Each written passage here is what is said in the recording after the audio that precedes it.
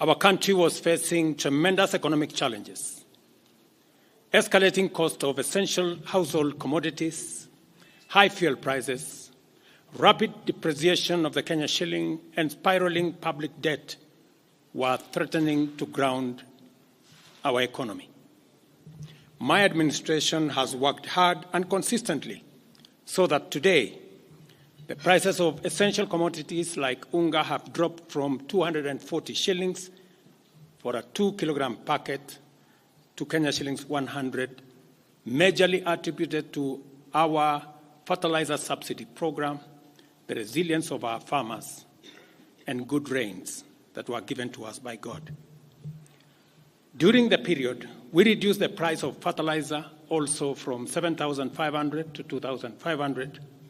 Petrol prices have come down from a high of 217 to now 187 a litre. The shilling has strengthened against the dollar from a high of 165 to now 127, 128. We have made significant progress in pulling the nation back from the brink of debt distress. Our debt situation is better managed, and our budget now has space for investment and in programs aimed at easing the hardship on vulnerable people and creating opportunities for our young people. Our GDP grew by 5.6% last year, ranking Kenya among the 27 fastest growing economies in the world. Our inflation figures have fallen from a high of 9 and 8 in May last year to 5% in April this year. It is instructive for the nation to know that for every 100 shillings we collect as taxes, we spend 61 shillings in debt service. We have paid Kenya's Eurobond debt that was borrowed in 2014 of $2 billion that has been hanging around our neck.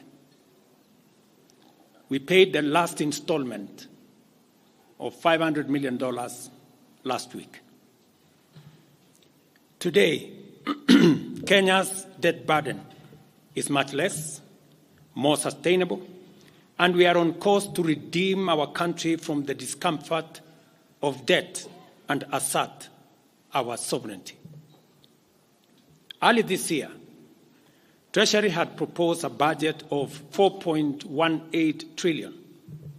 I did direct that it be reduced by 200 billion to come down to 3.99 trillion. The Finance Bill 2024, generated to actualize this budget, underwent public participation, which resulted to concessions by which we agreed to drop proposals on VAT on bread, motor vehicle circulation tax, VAT on locally manufactured diapers and sanitary pads, as well as excise duty on money transfer services, among others. The additional tax measures we had proposed in this year's finance bill were to raise money in the tune of 346 billion. When the concessions were made, subsequent to public participation that was undertaken by Parliament, that came down to 200 billion. I had made this proposal taking into account our situation and the priorities that are there. I want to thank the members of Parliament seated behind me and those who voted yes for identifying the priority areas of our nation. Because when I made the proposals to Parliament with my cabinet, we had certain critical priorities for the nation. Number one is our agriculture. We did make recommendation, and part of the money we were going to raise from the finance bill was 10 billion shillings that will go to fertilizer subsidy, 18 billion shillings that would go to making sure that junior secondary school teachers, 46,000 of them would be confirmed on permanent and pensionable basis. We are very clear in our minds that education, being the greatest equalizer, no child in Kenya should go to a school where there is no teacher or where there are no adequate teachers. It is because of that reason that in this finance bill also, we had committed to hire an extra 20,000 teachers. We also had envisioned, because of the program of last mile connectivity to homes, especially in rural areas, we had committed 14.5 billion shillings, 50 million for every constituency for the last mile connectivity. Because we realize that there are many people who today cannot go to hospital because they cannot afford, because they have no health insurance. We had committed 6 billion shillings to operationalize our universal health coverage plan that would make it possible for every citizen to have a health insurance, those who cannot afford to be paid for by the government of Kenya, and to also operationalize the chronic illness fund that would make it possible for those who suffer from cancer, diabetes, hypertension, to be able to go to hospital, be treated, and go home without being asked for any money. We also had planned to put in money for our coffee farmers to retire the heavy debts that are bedeviling our coffee farmers.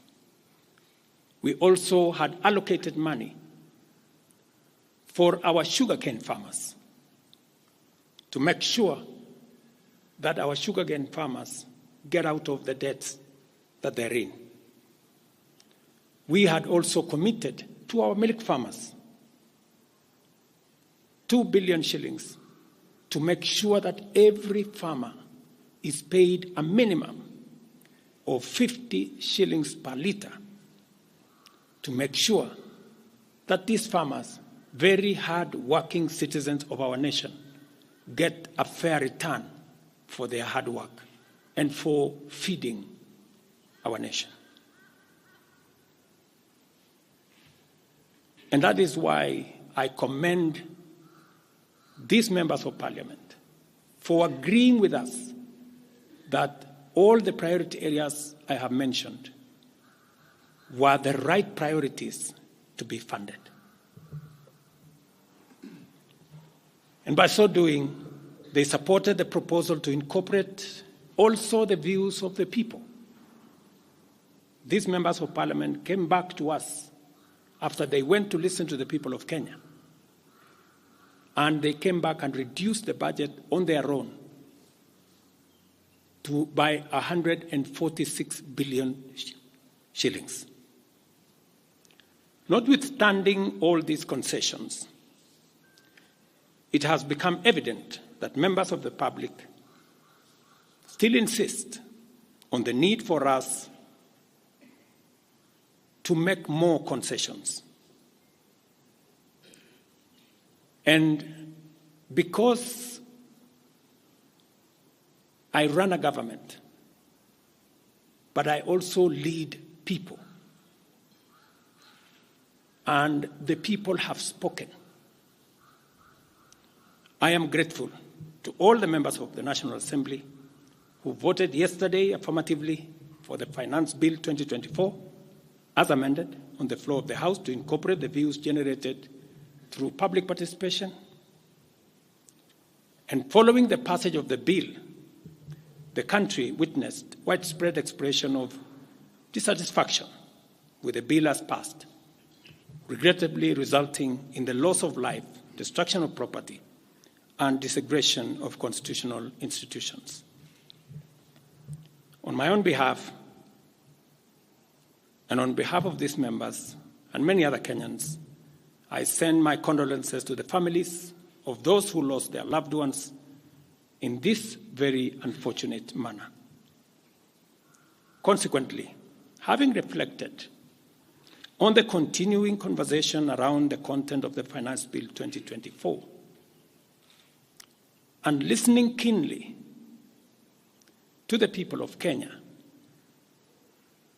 who have said loudly that they want nothing to do with this Finance Bill 2024, I concede, and therefore I will not sign the 2024 Finance Bill, and it shall subsequently be withdrawn, and I have agreed with these members that that becomes our collective position.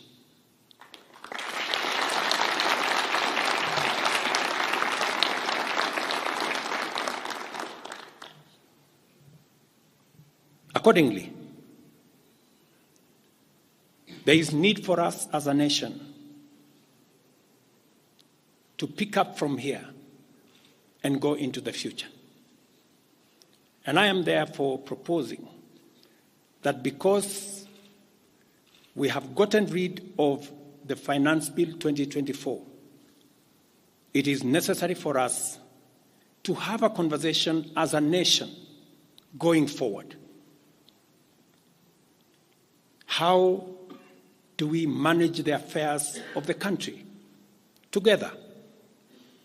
How do we manage our debt situation together? How do we work on the budget with the deficits that now exist together? And as I committed last Sunday,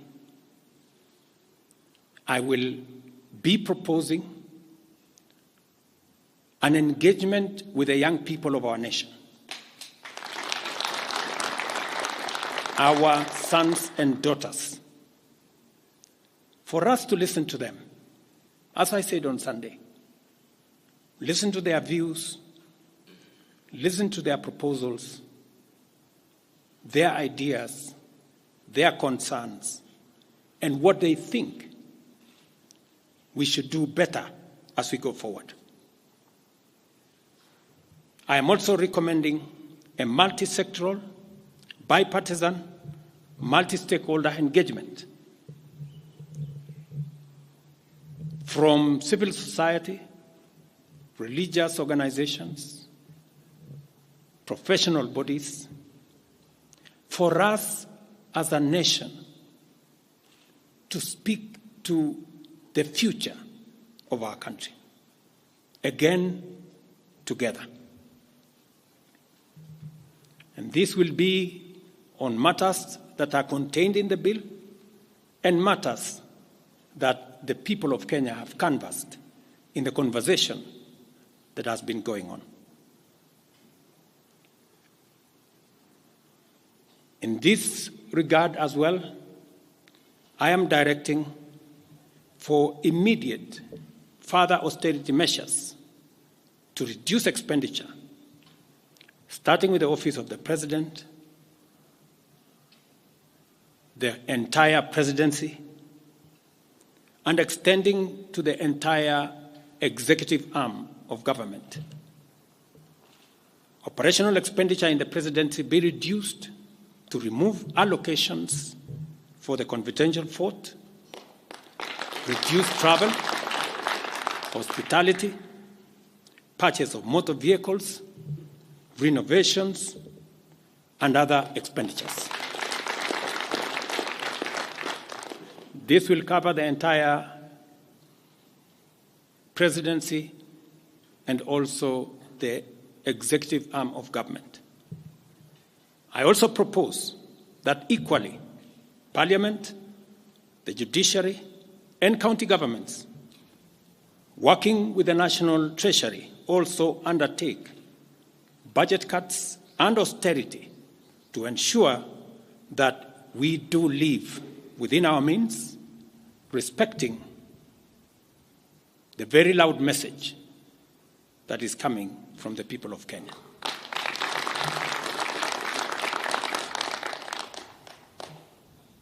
And let me confirm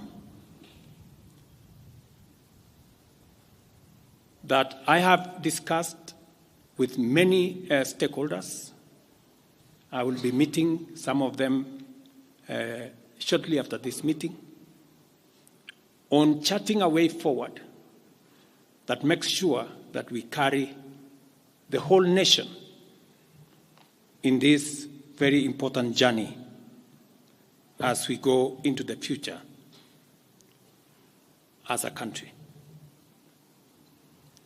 Let me also confirm that as we deal with austerity, the loud message on dealing firmly, decisively, and expeditiously with corruption is a matter that we have discussed and we have agreed that it will take the front burner as we go into the future.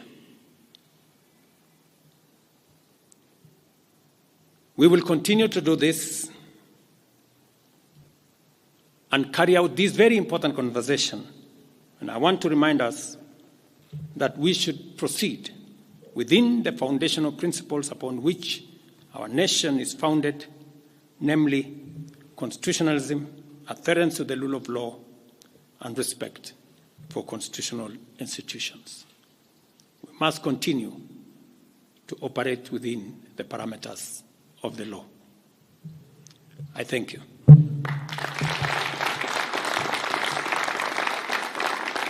I will take a few questions, 3 questions to be specific. Thank you, Your Excellency. And the first question will start with Elizabeth Mutuku from TV47. Good evening. My question is on young leaders from the Gen Z generation who were abducted yesterday and the day before yesterday. What happens to that? Second, there were young people who were killed during the demonstrations. What do you speak of that as the head of state? Thirdly, how do we move forward on the budget cuts, especially now that you've said that we're going to have austerity measures, yes, but how then do we secure development? Thank you very much. Please. No, it's okay. So I have said young people, 6 to be exact, 6 people yesterday lost their lives. Very unfortunately, they shouldn't have lost their lives. And I have said it is a very unfortunate situation. I wish that would not have happened. And there is a framework that will make sure that those 6 Kenyans who died yesterday will be accounted for. Number 2, I did promise the country that there will be no extrajudicial killings going forward. And ever since I came into office, there is not one incident of extrajudicial killing. What you said about abduction are statements that were attributed to some of our civil society groups, but all the people they mentioned have since been found in police custody, and those that were already processed were already released. On the matter of development that you have said, minus the finance bill, it means that some of the development programs amounting to 200 billion shillings, we will have to cut down, to delay them. They will have to wait, some of them, for next year. We will try it again. We will try next year to find some money. Some of them we will have to cancel, because that's the nature of things. And it is because the people of Kenya have spoken loudly that they want a leaner budget for us as a country. Question number 2. We'll take the next question from Busara, K24. Naam, swali langu la kwanza ni wazi kwamba matumaini ya vijana wa Gen Z na baadhi ya Wakenya kwa wabunge yamepungua kabisa ama hata yamepotea. Kwa hivyo kama rais unachukua hatua gani kuhakikisha kwamba tunawahusisha vijana katika maamuzi muhimu hasa katika masuala ambayo yanalenga taifa ama ujenzi wa taifa? Swali lingine, je, utahakikisha vipi uwazi katika mpango wako wa kupunguza matumizi serikalini? Maana yake umesema kwamba kuna austerity measures. Je, kutakuwa na transparency? Na swali la mwisho, ningependa kujua kama pengine kutakuwa na fidia kwa wale ambao walifariki ama hususan kwa familia kwa wale ambao walifariki hapo jana, na je, serikali itasimamia malipo ya wale ambao wako hospitalini hivi sasa wanapokea matibabu kutokana na majeraha waliopata hapo jana? Asante. Thank you very much. About 214 Kenyans were involved in various skirmishes, and many of them went to hospital. 95 of them were treated and released. Some of them, I think one is still in ICU, and others, I think 14, the minister is here, are still in hospital. But majority of them were treated and released yesterday. As I have told you, on those who lost their lives, there will be a mechanism of how they will be accounted for. On the young people whom you have said, how do we listen to them? Let me say the following. Number one, I did make a very clear, determined program to create opportunities for young people to work. It was in our manifesto. It is in my plan. As I talk to you, 3 of the programs are going on. The housing program today has 160,000 young people working as engineers, as architects, as quantity surveyors, plumbers, masons, carpenters, artisans, transporters, accountants. We have 160,000 young people working, because I did take the decision that if we don't deal with millions of young people out of school, out of college, who have certificates and they don't have jobs, they will soon become a very big challenge for us as a country, as we are witnessing at the moment.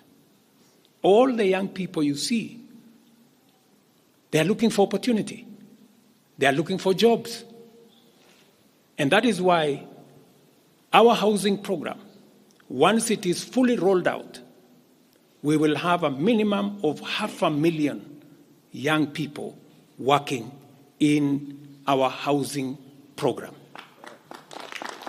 Number 2, I have been very clear on making sure that additional to our housing program is our digital infrastructure, the digital superhighway the digital hubs, and the whole ecosystem of what we are doing in creating digital jobs.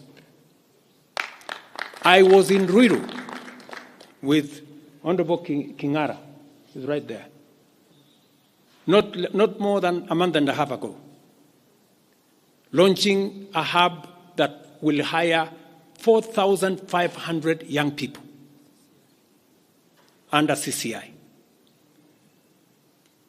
In this budget, we had added 10 billion shillings to CDF for them to be able to construct ICT hubs in each ward in the Republic of Kenya. That would give opportunities for 200 to 300 young people in every ward to access internet, to be trained, to have a hub, and to monetize their digital skills.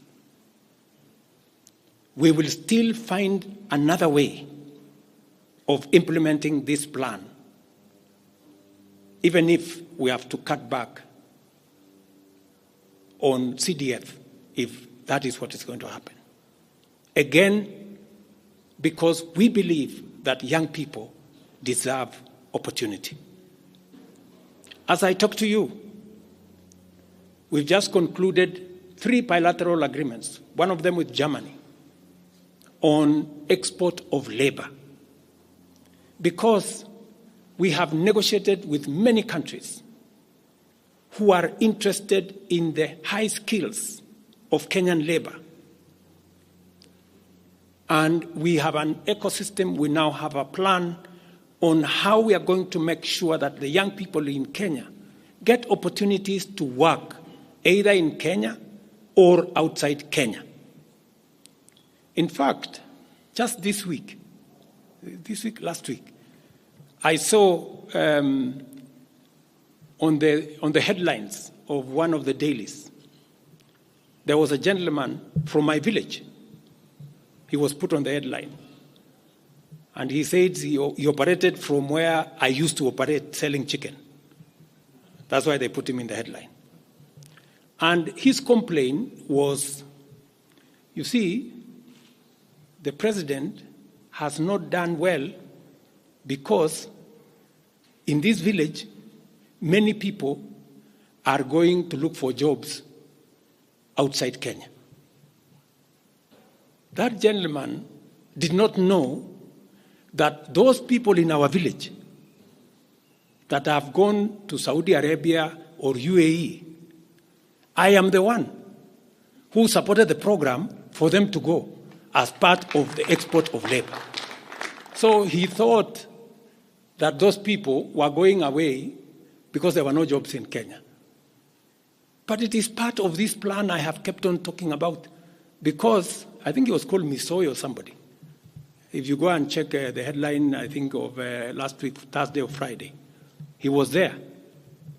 He didn't know, the good young man, that I think we have almost 500 or 400 and something people around that village that have actually gotten jobs outside Kenya. And they are changing that village. And that is actually an admission by that gentleman that our plan on export of labor is working. And number 2, that when we committed ourselves to making sure that we create opportunities for young people to work, we meant it. So we have a program on housing, we have a program on digital jobs, we have a program on export of labor, we have a program on the whole manufacturing sector. Let me give you another example. Now I'm talking this as a leader. We deliberately, last year, said we cannot continue to import products that we can manufacture in Kenya. One of them was clinker, cement, furniture, steel. What has happened the last 1 year? very many, in fact 5 to be specific, companies have sought licenses in Kenya to do clinker, to do cement. And last year, because of what we did, we reduced the import of clinker by 95%. We saved foreign exchange. We created jobs locally. I was in West Pokot with my Minister for Industrialization. I'm sure the members of West Pokot, they are here. They were there with me in West Pokot, opening a clinker factory that now hires 2,500 young Kenyans, with another almost 2,000 as drivers, support staff, a big market now in West Pokot, expanding manufacturing in Kenya is the right thing. And it is the reason why some of our policy interventions on matters like imported stuff that are being manufactured in Kenya.